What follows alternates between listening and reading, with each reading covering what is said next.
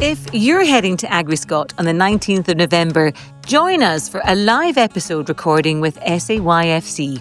Starting at 9 a.m. in Seminar Room 2, I'll be joined by Katrina Gemmell and Jack Young to record an episode on what young farmers has meant for their well-being, how Katrina filled that void when it was time to move on, and maybe a few tales from those legendary young farmers' dances. Pop along to be part of the blether. That's AgriScot, 9 a.m, Seminar Room 2. Now, on with the show. Hello, welcome to Blether Together from Farmstrong, Scotland. I'm Sarah Stephen. We've two guests this time, both well kent in Scottish farming and crofting circles. My name is Robert Neill. I farm down here in the Scottish borders near Kelso. I am the current Vice President of the National Farmers Union and the past Chairman of AgriScot. My name's John MacInnes. I live out in the island of Iona, off the southwest tip of Mull, with my wife and two sons. We've got a small beef and sheep farm here, and I'm the trade stands manager for AgriScot. Both Robert and John are thinking hard about how to smooth the path into farming for the next generation. There's a lot of youngsters really keen to get into farming at the moment. At that age, you're young and hungry and got tons of good ideas. John lives on Iona. You might think that is an isolating way of life, but he says he's surrounded by a full and busy community. John's not isolated. I've heard of John clipping sheep at the side of the paddock or the park, and he's got Americans standing looking over the fence, and he's doing a running commentary while he's clipping the sheep. That's only to get a break. My eldest son started clipping, so he'll be busy working away and I'll talk to tourists and straighten my back and then grab one when I'm ready. And Robert talks about how he gets his well-being from problem solving, fixing things and encouraging others. Yeah, that is very satisfying if you can solve a problem for somebody and they go away happy.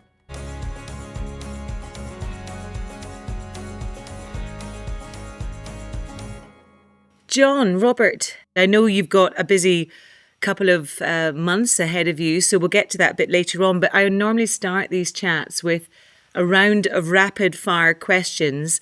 Are you up for answering them? Yeah, definitely. Go for it. Right, okay. John, what has been your favourite age so far? 17. Robert, what item is worth spending more money on? Infrastructure on farm. If you could afford any car, which one would you drive?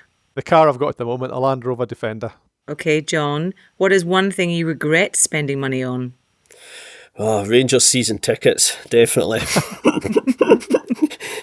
Okay, Robert, what are you most looking forward to? The dark nights with the fire on, and just relax a bit and slow down. John, what never fails to make you laugh? Old still game sketches. You're a fan of still game, like a lot of people in Scotland. I kept it late, but yeah. Oh, well, thank you very much, gentlemen.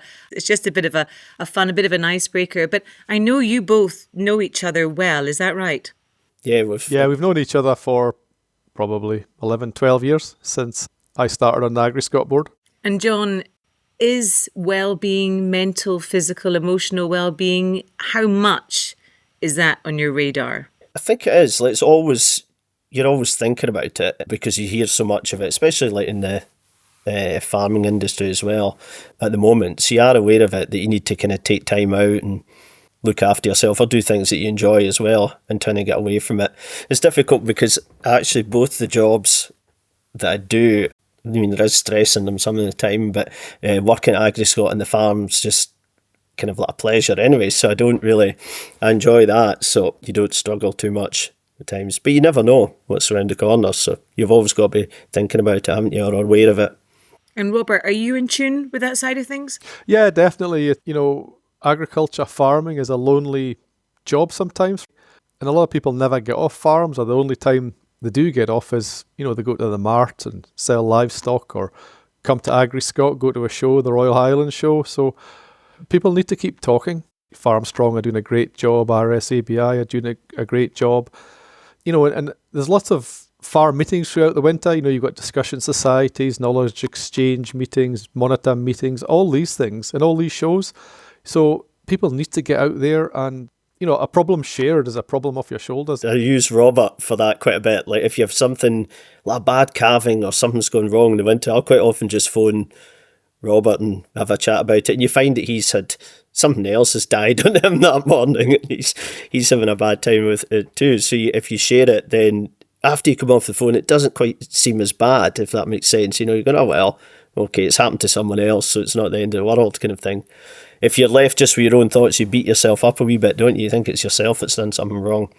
Well, I'm wondering also about your sort of location, John, and a beautiful place to live, Iona, but also quite isolated. I mean, you can be isolated, of course, working on a farm in the mainland, but do you feel that isolation? John's not isolated. Iona gets all these visitors and he relishes the challenge of speaking to all these tourists. John can talk the hind legs off a donkey. I've heard of John clipping sheep at the side of the paddock or the park, and he's got Americans standing looking over the fence, and he's doing a running commentary while he's clipping the sheep. And all that wool is sold in the shop in Iona. So he's got a story to tell. So he's probably one of the luckiest people out there, and he is in a remote place, but he's not remote with all these visitors that come to see. Yeah, John, you've got nothing to worry about. So tell me about life in Iona. I've been. It's absolutely stunning. It is busy during the summer. I'm not sure what it's like during the winter. You get a lot of visitors. It does seem to be a really thriving community. Yeah, it does. Robert's right there. You're so busy over the course of summer. The bit about the shearing, actually, that's only to get a break, because my eldest son started clipping, so he'll be busy working away and I'll talk to tourists and straighten my back and then grab one when I'm ready. But yeah, you do get, it's quiet in the winter. Most folk in the island are employed through the tourist industry. I mean, that is a big driver in the economy. But I'm one of the few that's actually just, you work away through the winter as well. You've got quite a lot on, so it's not dependent on the tourist season whether you're busy or not. But you're right, you can be, you could run the risk of just living over. We're on the west side of the island, just be on the farm all the time, not go to the village. You could become quite isolated. But that's where things like keeping in touch with friends, Agri-Scot work comes in handy as well for keeping you engaged with other people. Martin Dare, that I work with at Rural Projects, he'll quite often get these calls from me when I'm maybe I don't have anything really to speak to him about, but I'll phone up just for a chat, just about football, a wee bit of work, and that's quite good for you as well. And then we're one of the few islands, I think, over the last few years where the population has grown. There's quite a few folk moved back at the same time as us, had families. So there is quite a strong community, a decent population over the winter as well. How important is it to you to get off the island now and again? Oh, that's vital, yeah. You need to go away, see other things, see family and stuff that live in the mainland. Wife's family's from Dundee, so we'd go over to see them when the boys were wee and were growing up. Go to the borders, see how the other half live down there in the land of milk and honey. We're trying to make a living out of a rock out here in Robert's field. I think Robert's combined acreage is roughly about the size of Iona. And the first time we went down, we went a farm tour, and honestly, I must have only seen about 2 or 3 rocks, couple of clumps of rushes, and that was it. And they're probably gone now. So it's Robert sorted them out, has he? Yeah, it's different land, but no. Different vibe to your farm, and the sort of wonderful nature of the West Coast is that's what, you take the rough with the smooth, don't you? You have that. Robert, life on a farm in Kelso, who do you speak to? I mean, obviously John's at the end of the phone and he mentions that you chat, but do you have a go-to, or do you just have a sort of pick up the phone and chat to anyone? Yeah, obviously it's a busy farm. We've got full-time members of staff. My 2 boys are involved in the farm. My wife's involved in the farm, although she works in the local showground at the moment. My parents are still about. They're in Kelso retired. Dad's always comes in and about and keeps the boys and myself on their toes and questions why you're doing that and you should be doing it this way. And I've also got 2 brothers that I'm very close with, and I'll speak to them most days as well. As a family, we're really close and get on well. Brothers in the home farm's 18 miles away, so don't see them every day, but probably will have a chat with them most days if there's issues. And a lot of farmers just farm, don't do other things, but you've had this role within Agri-Scot, and then you're moving on to this leadership role within NFU Scotland. What's the driver there? Why do you want to be involved in those agencies? Well, one is it's history repeating itself. When I was in my 20s, my dad took a chairmanship job of a local auction company and was off the farm 4 days a week, probably. And he said that the boys will run the business and get on with it. And it's about handing over to the next generation. So My two boys, Andrew and Harry, are 26 and 23, and it's about giving them the opportunity to take a role in leadership and run the business without dad looking over their shoulders or being a pain in the backside, as some would say. So I'm always on the end of the phone, but you have to hand over the reins at some point and give the youngsters that leg up and give them the opportunity to make their decisions and run the business. And if you don't go and do these roles, why am I vice president of the National Farmers Union? I want to see a future for the next generation. And if I can shape something or do something within policy or within government or the use of land, make sure we have got a sustainable, profitable agricultural system business in Scotland, I'll achieve something, but I might not achieve that. But we've got to try. Somebody's got to get out there and shape agriculture. So that's my driver is the next generation. And John's exactly the same. He's got two boys. We all want to try and make life better for the next generation. Yeah, there's a lot of youngsters really keen to get into farming at the moment. I think it's there is a lot of positivity there. It's just getting them that route into businesses, or like Robert's saying, get more responsibility, because that's what you need. At that age, you're young and hungry and got tons of good ideas. Not all farms are divisible though, are they, John? So, how do you plan for succession? That's a good question. Our eldest son, so our boys will be 20 and 17. Our eldest son is really, really keen, and he's actually back here living on the island now, has a job with Calmac, the local ferry. And he was saying I heard Jamie, youngest one, saying to him, if we don't take on the farm, that'll be the end. And that'll be I think it's the 6th or 7th generation of MacInnes that farmed here at Kilvrigg.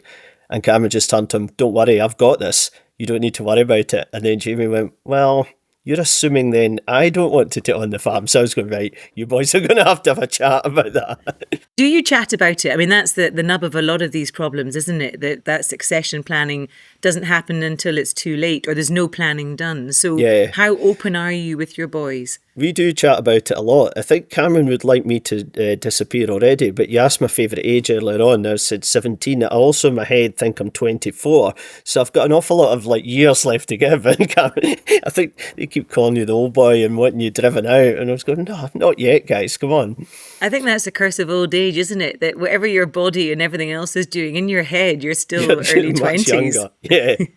Yeah, but no, we will need to have more. We do joke about it, we do talk about it, but I suppose we will need to have more serious conversations as the next few years pass. The Farmstrong Scotland annual survey is now open on our website.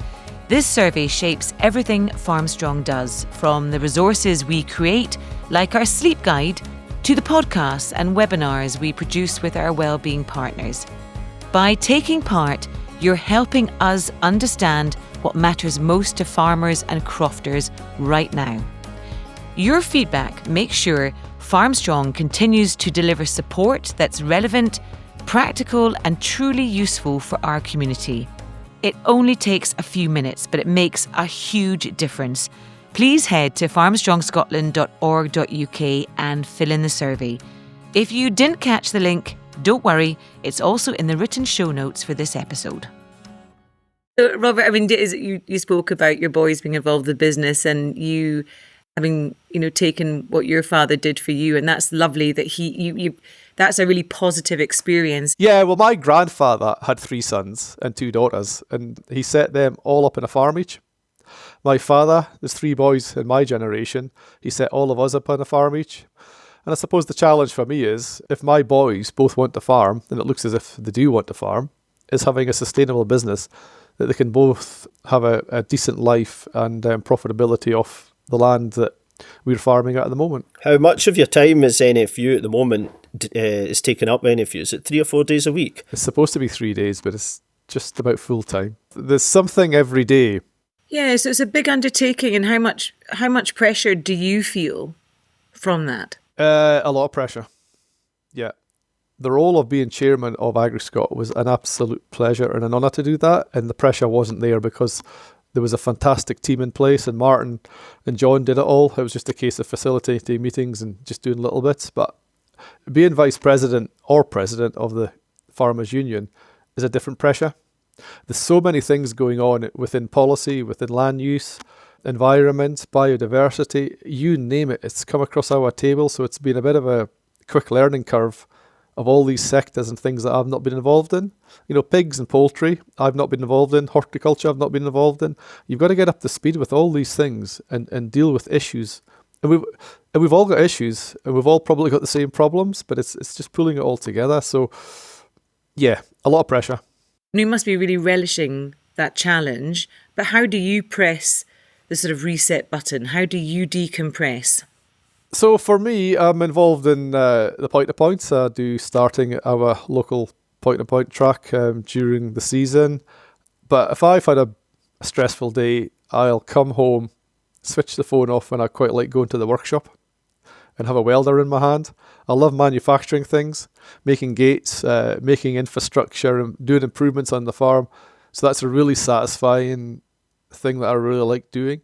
And also problem solving. If John picks up the phone and he's got a problem, we'll sit down, we'll discuss it. And I get a lot of satisfaction out of helping people and solving problems that people have got. And I suppose that's where the union comes in as well. You do a lot of that, problem solving and speaking to members. Yeah, that is very satisfying if you can solve a problem for somebody and they go away happy. I mean, John, it's a unique, isn't it? Unique thought to actually switch off your phone. How often do you switch off your phone? Not often enough. I probably have mine on all the time. I'm quite guilty of that. With the Agri-Scot work, though, it's quite... There'll be folk that you've maybe sent an email to, and then they'll call you, and if you can take that call and answer the question when you're out and about in the farm, you feel that you're being more efficient and getting the job done, and you tick a box, but probably should. Although, to be fair, I do have times so I just say I don't have a signal, which you don't out here. And if you're away fencing on a hill somewhere and you're out the way, you don't have a signal there, and that is quite good. So you can get away from it. Oh, so that's Okay, every time I phone you and you see my name coming up in the phone, no signal, I'll not answer that. No, he's just said, remember, Robert, he's just said he never switches it off, so there's no excuse. Yeah. Apart from that old signal one. Oh, it's a black spot. It's a black spot. My biggest problem at the moment is I've got an older iPhone. I think I need to replace the battery. And so quite often, actually the last few times has happened to be Robert, the phone, and you'll look at it and think, I've got 5%. That's going to go really quick. Like you say, battery's dying. There's a lot to be said to be going back to the Nokia 6310 bricks. Oh, aye, they'd lasted forever, didn't they? Yeah. I think there's a bit of a movement, a shift towards going back to those sort of like those retro phones because they just don't allow you to do so much. John's right enough though. If the phone rings and you answer it, and you answer a question, it's sometimes an awful lot quicker than emails and texts and WhatsApps. If you just pick up the phone, you can have a quick chat and, the job's done and dusted. I think we were probably, when the phones were tied to a cord, we were a lot freer. Mobile phones have made life busy, hectic, and everybody thinks they should be contactable all the time. But when that phone was tied to the house, the pressure wasn't there. Yeah, you couldn't organise an event now without it, I don't think. See, when you're on site at Ingliston and basically anyone can get in touch with you, you can contact anyone. You have a whole lot of information on your phone. But then if you're organising an event and you had no mobile phone, it would also be a lot less stressful because nobody could get to you with their problems. So they would maybe have to try and solve some of them themselves, first of all, so it might be a bit easier. And I'm thinking about your kids, John, a little bit, and I appreciate they've gone their way to school during the week, but they're living on the island and, the remoteness, but obviously being part of a great community, but, the social media pressures and...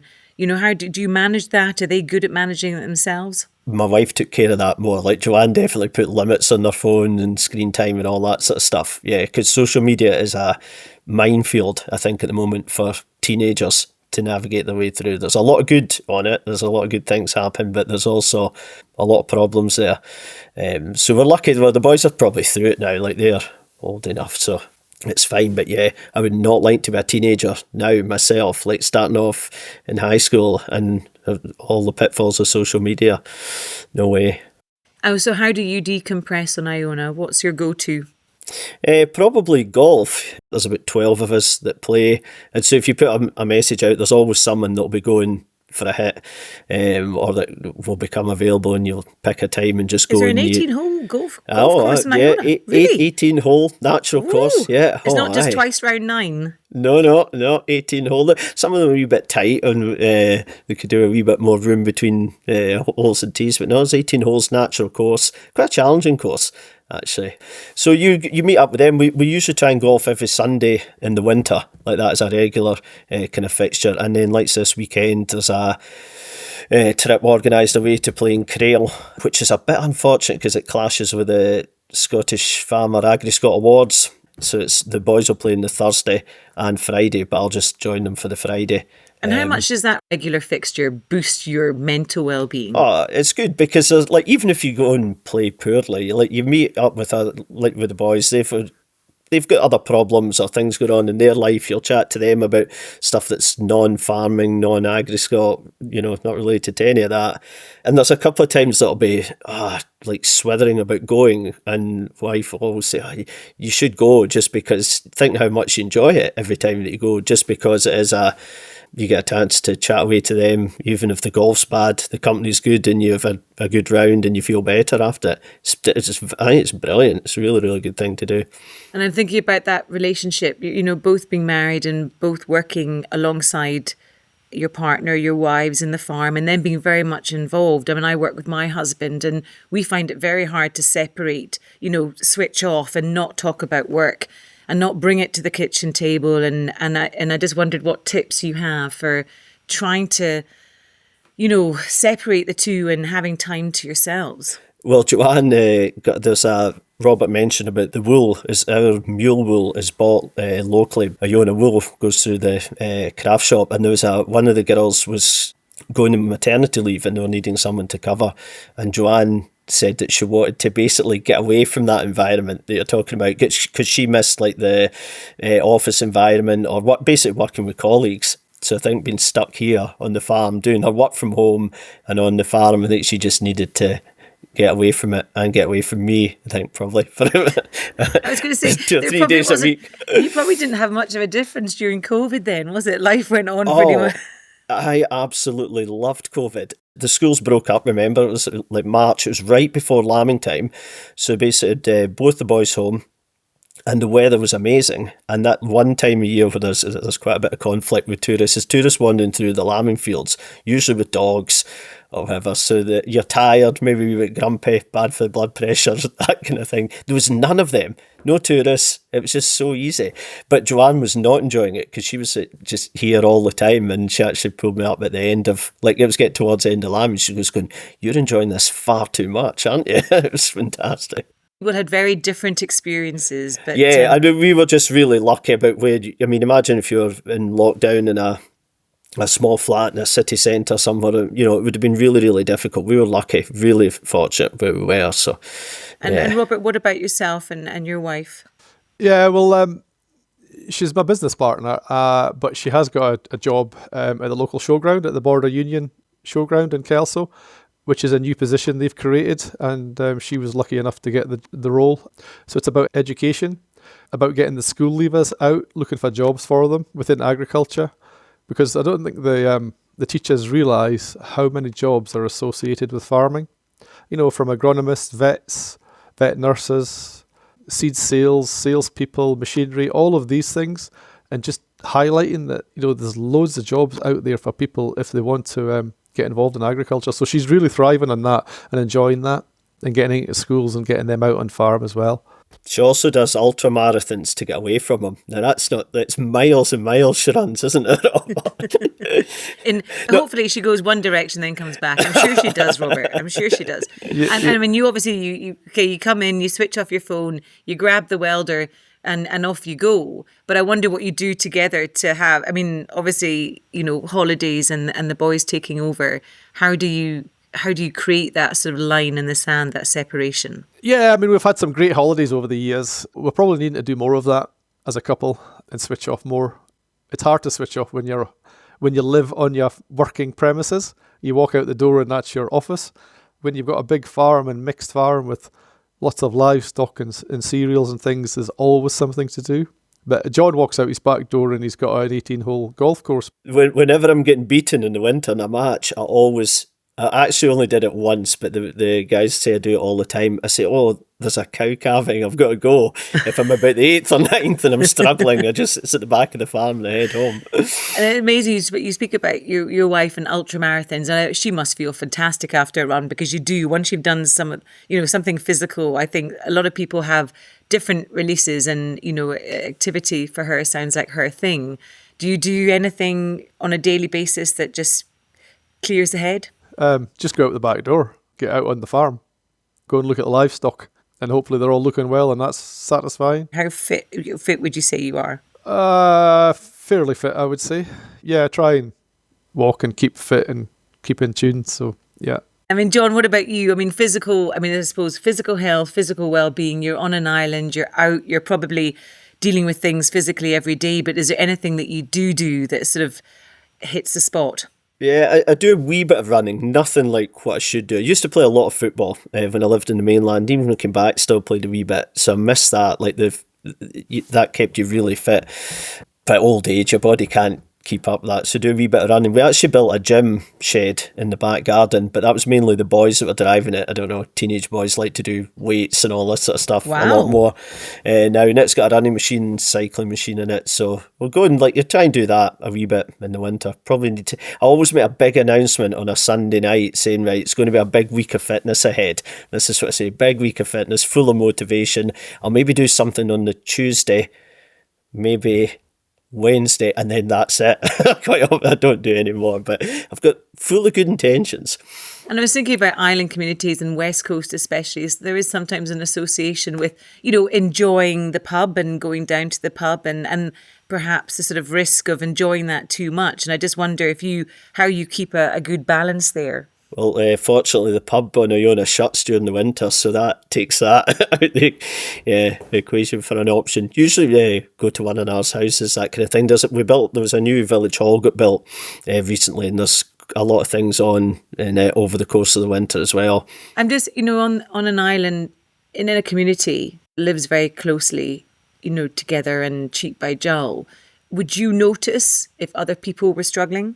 It's a good point. You might in some cases, but other cases you wouldn't at all, because you'd hear about it a wee bit late, when it's actually become more of a problem. I'm thinking about your golfing once a week and the guys and girls that you golf with. How often would you really share with them during that round? You would quite often talk about things that have been bothering you, and you grow up together too. Like, you've grown up with these guys, most of them, and on the farming side of things here, like there's a few, couple of our younger guys with crofts and stuff, and if ever you're stuck, you get help from them. You go and so quite good at helping one another. Anyway, there's a good island community in that way. Like when we were making wee bales of hay this summer, we had on paper, it was a disaster of an operation. We had like 3 wee balers broke down, but we ended up with there was one that worked, and went round like 5 different places, making sure everyone got their hay baled, finished off at ours. Had quite a sociable night that night, but it was a brilliant experience the whole time, with everyone pitching in and working together.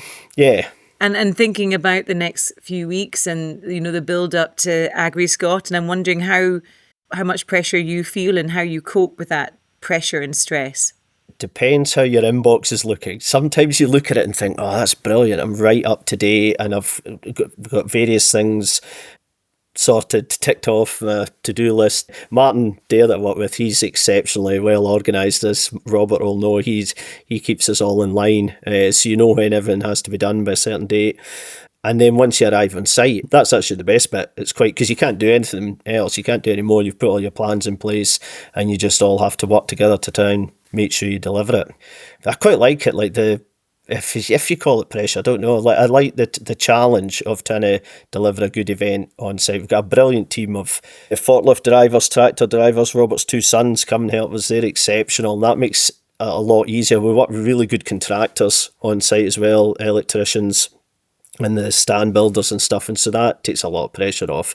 What you think is a problem, and then you'll go to some of them, and they're so willing and so helpful, real can-do attitude with virtually the whole team that we work with, so that makes it better. Must be lovely to hear that about your boys, Robert. And I'm just wondering, with that build-up and then moving, roles, and there being a lot of pressure on the industry at the moment, and I just wonder, are you good at putting things into perspective? Yeah, you have to put things into perspective. There's always good days and bad days, and yeah, the good days hopefully will outweigh the bad days. So yeah, being involved in Agri Scotland, as long as the cows are happy, we're there just about, I think, John. But you didn't give recognition to the plumber there, so I'm a bit disappointed that he's not getting recognition. I was going to say the plumber, but then Robert in his role, although when he was chairman, he also did a lot. He basically did anything. He pressure washed one of the doorways to clean it. Did a lot of plumbing, cleared drains. Yeah. Well, I'm not sure that's the job I would. Plumbing at an Agri Scot event. I don't know if that's.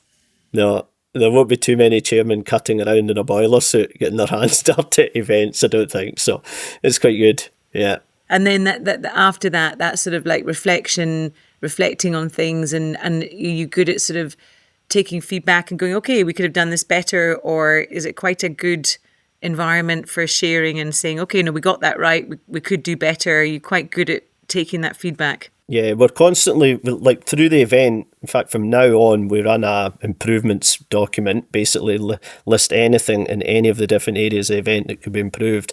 We do exhibitor surveys and visitor surveys, and quite often at the event, you'll get a real high, you'll experience some really good feedback from exhibitors, saying how good the event's been. But then when the actual surveys go out, you'll maybe get they're back in their office and you get a wee bit more considered feedback, and that'll just not take the edge off it. I think that's good, because you'll maybe get one or two comments that just keep you from becoming complacent and drive you on for the next year.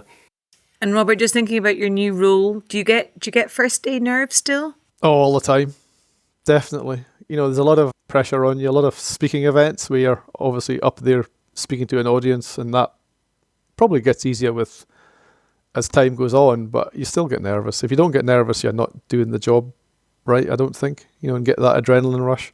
And you spoke about shaping the future for your boys and other young people coming through the industry. What are you relishing about the role? Just making sure that our voice is heard within Scotland, within government. If we've not got agriculture in Scotland, what has Scotland got? We have tourism because we've got a lovely scenery and lovely hills, but a lot of those hills are not productive. And we need to keep making sure that we keep banging the drums for everybody in every sector.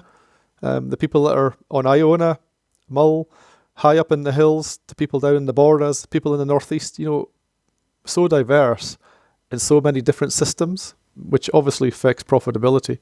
So we just need to keep working away at it. John, sadly, no matter what we think, we're not 17. What's the next challenge for you? What's exciting for you ahead? And what are you looking forward to the most? Probably just keep doing what I'm doing, but do it better. Look to try and improve every day in what you're doing. Definitely going to be exciting as the boys get more involved in the farm, and that, the next stage there lies ahead. Are you going to be good at letting go of the reins? Oh yeah, I'll have to be. You've got too many golf courses to play. Golf courses to go and play. Yeah, that's the thing. I think you have to step back. It's also quite when you're working with livestock, particularly cattle, it's quite a dangerous job. And you see old guys getting clattered in pens and stuff like that. The animals are bigger and stronger now than they used to be, or they're always, in theory, getting, there's a lot of bigger beasts around. You just don't move as quickly. So yeah, you don't want to linger around too long and become a government statistic. Well, keep golfing, keep moving. Yeah. Already broke a couple of fingers last winter, and one of them was involved in a cow incident. So, but that actually gives me a good excuse if you're playing poorly. If you're playing fine, you never ever feel it. If you're playing poorly, you go, oh, it's that finger, it's just sick. Your 11 pals are listening to this, and know your excuses now. Well, they already tell me. Well, all the best with Agri Scot, and Robert, all the best with your new role. It's exciting for you both what's coming up in the next few weeks and months, and thank you very much for your time. It's been lovely to chat to you both. Yep, thank you. Thank you very much for having us. Really enjoyed it. Huge thanks to John MacInnes and Robert Neill for taking the time to speak and for being so candid. I really hope this episode of Blether Together from Farmstrong Scotland has entertained and maybe provided some inspiration for supporting your own well-being. Find Farmstrong Scotland online, farmstrongscotland.org.uk, or find us and connect on social media. See you next time.